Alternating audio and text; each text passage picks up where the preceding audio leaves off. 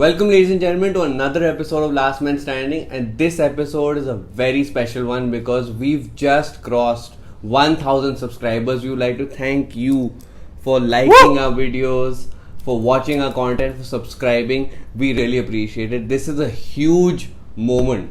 So please continue to watch. We've got an exciting episode lined up for you, and we'd just like to say thank you once again. We really appreciate it.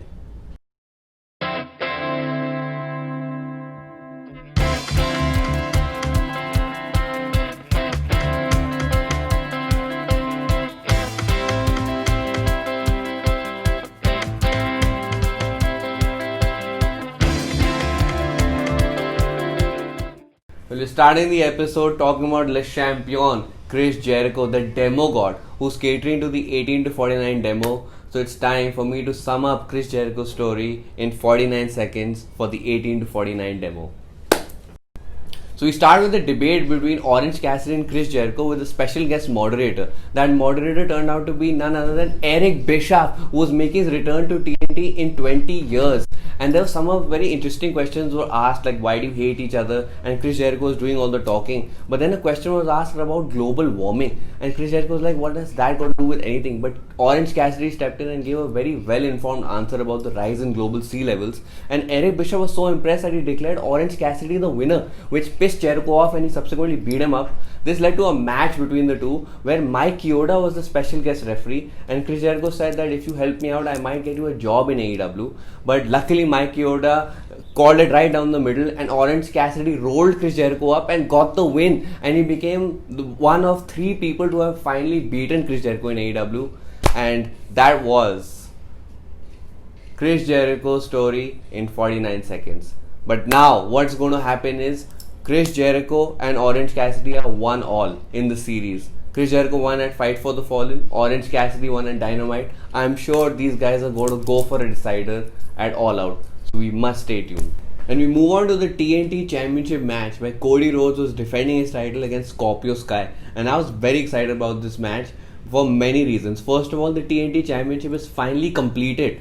It has gone from undesirable to undeniable. It really looks good. It's got the gold plates on, and I have to say they've done a good job. Finally, they fixed the belt. And not only that, we have a special guest referee, Mike Chioda from WWE, a legendary referee who worked for WWE for 33 years, who was unceremoniously fired from that company, has now come to AEW and was refereeing his first match that was taking place between Scorpio Sky and Cody Rhodes. And this match lived up to the hype. I was excited. Both men delivered, but Cody Rhodes with his experience prevailed and hit the crossroads and retained his TNT Championship.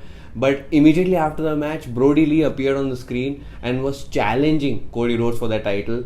And this match will take place next Saturday on Dynamite because there's an NBA playoff happening, so TNT has shifted Dynamite for Saturday night. But this is going to be one hell of a challenge for Cody Rhodes.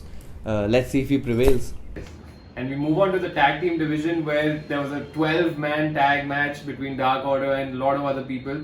But before that, we got to move to the whiteboard. Welcome to the whiteboard.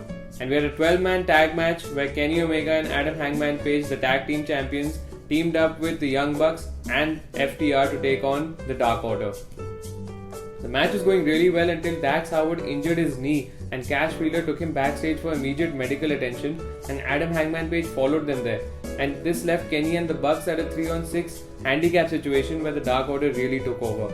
By the time Adam Hangman Page came back to the match, it was a bit too late and Brody Lee blindsided him with a vicious clothesline and took him out completely, which gave Dark Order a very well-deserved victory, and it gave Adam Hangman Page and Kenny Omega their first loss in 2020 and their first loss as tag team champions. So that was a real big deal, and this further strained the relationship between the Elite and FTR. And the very next week, the Young Bucks were taking on the Dark Order, where Matt Jackson and Nick Jackson looked to redeem themselves against Evil Uno and Stu Grayson. And in a hard-fought match, they did exactly that. Nick Jackson got a cheeky roll-up over Evil Uno and got a well-deserved victory, and they redeemed themselves from that loss that they took last week. And next we had Kenny Omega and Adam Hangman Page defending their tag team titles. They were looking to get back on their horse, pun intended. against Jurassic Express, and this was a fairly simple match for them. They showed good chemistry, they retained the tag team titles, and they looked to have shaken off that loss against Dark Order. But the night didn't end there, as FTR hosted a tag team appreciation night, a segment which featured Arn Anderson, Tully Blanchard, Rocky Road Express, the Young Bucks, and FTR themselves. And this is where Rock and Roll Express expressed that the Young Bucks are the best tag team in the world. On the other side, Arn Anderson said that FTR are the best tag team in the world. But that's when Tully Blanchard interfered the conversation and said the best tag team are the one who have the gold around their waist, and these two tag teams do not have it, so that conversation was left there. But then Tully just turned to Arn and started berating him completely for being a part of the Nightmare family. He was so pissed that Arn Anderson is focusing so much on Cody Rhodes and coaching him. And that's when Sean Spears appeared, who's been under Tully Blanchard's apprenticeship, and he just looked like he wanted to take Arn Anderson's head off. I mean, I've never seen him so angry. And the Young Bucks, realizing this, not wanting to cause a fight, they came in between Sean Spears and Arn Anderson, leaving FTR alone in the ring with Rock and Roll Express. And mind you, Rock and Roll Express have already expressed that they think the Young Bucks are the best tag team in the world. And FTR blindsided Rock and Roll Express, took out one of their members, and the other, they spiked him on his head. I mean, why? This was a classic heel turn, and this Rock and Roll Express, they're 70 years old. I don't know why, what is the need to do that? And it's just crystal clear that FTR still get bothered when the Young Bucks are called the best tag team in the world, and they showed it. This was a classic heel turn done by them, and the Young Bucks were shocked. Kenny and Hangman also came out, and they were shocked too. And this just builds the storyline between the Young Bucks and FTR, and hopefully we will see a match between them, probably at All Out.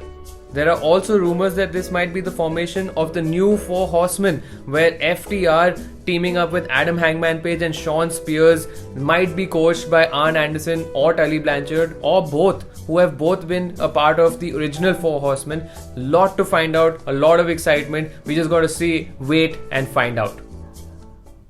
And next we head on to the tag team division, where Best Friends were taking out Proud and Powerful, and Proud and Powerful had a good 3-match winning streak going, and they were hoping for a title shot, but Best Friends somehow, through unfortunate circumstances for Proud and Powerful, Best Friends got the win, had a good showing, and Proud and Powerful were really pissed. Santana and Ortiz went back and they destroyed Sue's van. That's right, you heard me. Sue is Trent's mom, and she had lent her minivan to the Best Friends to take to the venue, for AEW Dynamite. And, Santana and Ortiz completely vandalized and destroyed it. They took their frustration out, and they're trying to get back at the Best Friends for that. And last Wednesday on the recent Dynamite, they just took all their luggage, their gear, everything, and they chucked it under a shower. They completely drenched it and stuff. So they're clearly trying to play mind games with the Best Friends. They're trying to, get inside their head and ask for a rematch so that the next one they can actually beat them and move ahead and progress in the rankings as well.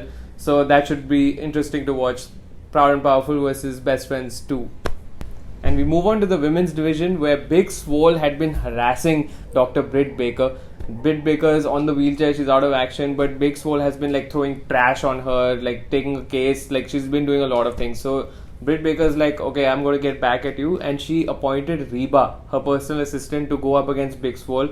I mean, I don't know why she did, but it was clearly a squash match. Big Swole squashed Reba, who's not even a proper wrestler, I think, and sent a message to Britt Baker saying that, you know what, you said you're on for All Out, you got it. And hopefully Britt Baker will be fit enough for All Out. That's what's happening on that end. But the AEW Women's Champion, she also made an appearance on Dynamite, again in a squash match against Monroe. But the basic point of her to come out and beat Monroe was that she's ready for anyone who's ready to challenge her at All Out. So it'll be really interesting to see who the next challenger will be for Shida. Well, switching gears a little bit, we're going to talk about the Spanish god Sammy Guevara and his beef with Matt Hardy. And there was a segment where Sammy Guevara just jumped Matt Hardy and beat him up, and he flung a chair in his face. He just lawn darted that chair and busted him open completely, he was bleeding, and then he put him through a table. And things are getting really personal between Matt Hardy and Sammy Guevara. And Matt Hardy was so pissed that he beat up a referee thinking it was Sammy Guevara. So obviously these two are on a collision course at All Out, and I'm personally looking forward to seeing where this feud ends up. And we begin with MJF, who's on his campaign rally to be the next AEW World Heavyweight Champion. And he's going with the hashtag #NotMyChampion. He's sick and tired of John Moxley representing this brand. He wants to be the guy who's going to lead the black, white and yellow brand into the future. And he's sick and tired of John Moxley cosplaying as Stone Cold Steve Austin and pretending to be a wrestler. But John Moxley almost lost his title because he was defending the championship against Darby Allin. And MJF interfered in that match, hit John Moxley with the title belt, busting him open. Darby Allin almost capitalized on that situation, but John Moxley hit him with the paradigm shift and retained his AEW World Heavyweight Championship. But the next week, MJF was back, flapping his gums, saying, I need to represent this brand and I'm going to dethrone John Moxley come all out. And that's when Moxley had heard enough. He came out, he gave him a paradigm shift right into the ground and said he's not going to go down that easy. My money is on MJF and he's going to be the new AEW World Heavyweight Champion come all out, because he's better than you and you know it. So thanks again for watching this video and thank you for subscribing. Please like this video, share it with your friends, and as always subscribe. 1,000 subscribers is just the first mark. Let's get us to 2,000 now. So thanks again for watching and we'll see you in the next one. Hey, if you like that video, hit the subscribe button. And to know everything about All Elite Wrestling, you know who to call. We're the last man standing and we'll see you.